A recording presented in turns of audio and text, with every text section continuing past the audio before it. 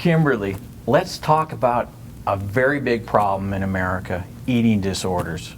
I know you personally have dealt with eating disorders.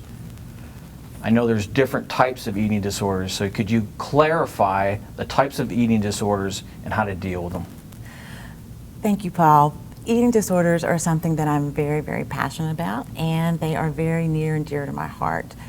I had an eating disorder as a young adolescent and young adult and successfully recovered from that. And there are millions of people in the world right now suffering from eating disorders, and they're more common than most people realize. The most common type of eating disorder is what's referred to as binge eating disorder. And that disorder is where people really eat large amounts of food in a short amount of time and feel really out of control while they're eating, and they feel like they're unable to stop. And occasionally people will feel like they eat more than they need to, but binge eating disorder involves large amounts of food over long periods of time, and that really occur more than 1 to 2 times in a week.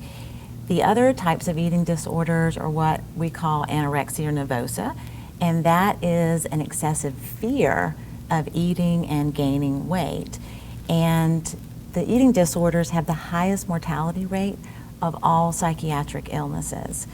The other type of eating disorder is what we call bulimia nervosa, and that involves binging, but afterwards, consuming large amounts of food, people compensate by getting rid of the food by excessive exercise, laxatives, and or through purging.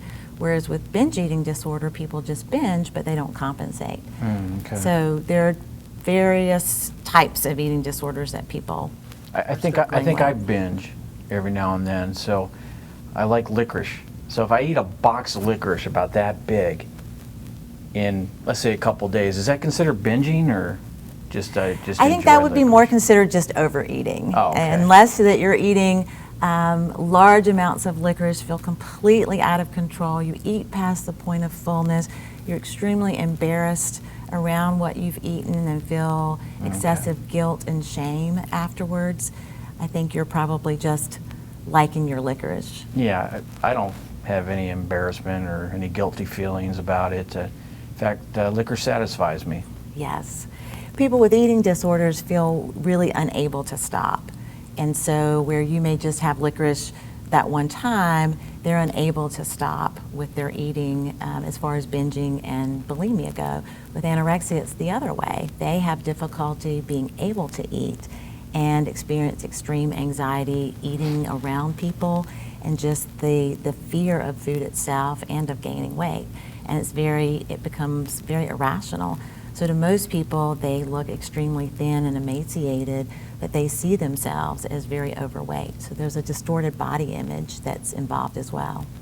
The best way to get in touch with me is just to reach out and give us a call at 704-896-7776, or you can always reach us on the web at www.southlakecounseling.com.